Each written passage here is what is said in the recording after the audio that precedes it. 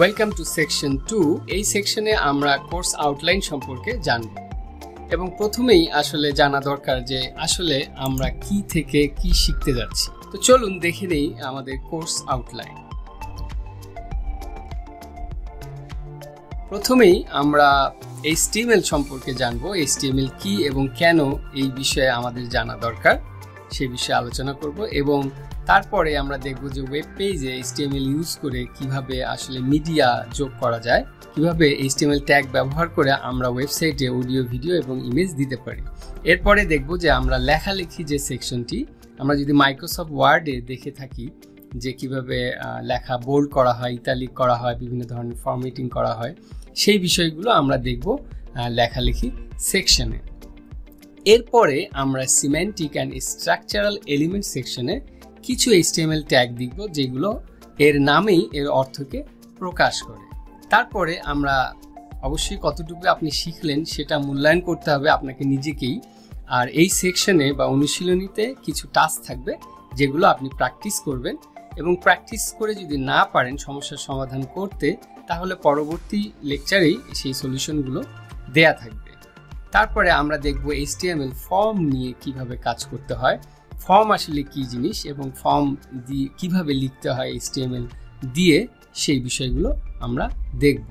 তারপরে আমরা দেখব টেবিলের ব্যবহার। আমরা বাস্তবিক জীবনে বিভিন্ন ধরনের টেবিল তৈরি করে থাকি, তো HTML দিয়ে কিভাবে টেবিল তৈরি করা হয় সেগুলো দেখব। এরপরে আবার আরেকটি অনুশীলন, কারণ হচ্ছে আপনি যতটুকু বুঝলেন সেইটুকু আরেকটু ঝালিয়ে নেওয়ার জন্যই অনুশীলন। এরপরে CSS এর অত্যাবশ্যকীয় লেসনে আমরা সব HTML যেগুলো এর আগে ব্যবহার করছি সেগুলোতে আমরা ফরম্যাটিং করব এবং বিভিন্ন ধরনের স্টাইল করে কিভাবে একটি পেজকে দৃষ্টিনন্দন করা যায় সেগুলো CSS এর ব্যবহার দিয়ে দেখব।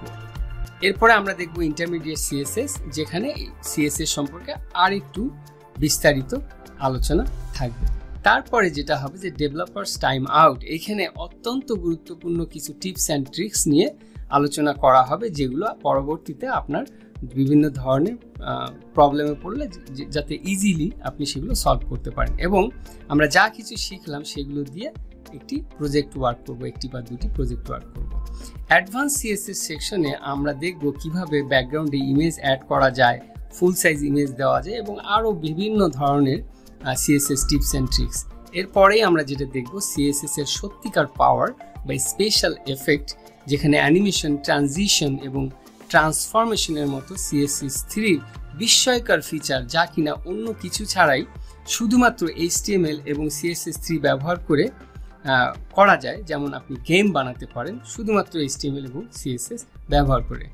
এরপরেই আবারও এক্সারসাইজ থাকবে, তারপরে থাকবে হচ্ছে বোনাস লেকচার, যেটা হচ্ছে আমি বলছি যে রেসপন্সিভ ওয়েব ডিজাইন কিভাবে করতে হয় সেই বিষয় নিয়ে আমরা আলোচনা করব। আর তারপরই আমরা দেখব যে কিভাবে একটি রেসপন্সিভ ডিজাইন তৈরি করা যায়। এখানে দুইটি প্রজেক্ট নিয়ে আমরা কাজ করব এবং যেই সাইটগুলো, ওয়েবসাইটগুলো হবে কমপ্লিটলি রেসপন্সিভ, অর্থাৎ মোবাইলে, ট্যাবলেটে বা ডেস্কটপে বা বড় মনিটরে একই রকম দেখাবে।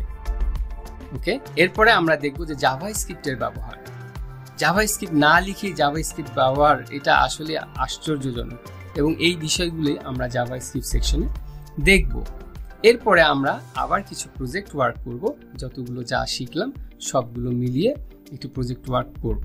তারপরে দেখব যে ক্রস ব্রাউজার কম্প্যাটিবিলিটি। আপনি হয়তো জানেন বিভিন্ন ধরনের ব্রাউজার আছে, বিভিন্ন ধরনের ব্রাউজারের ভার্সন আছে।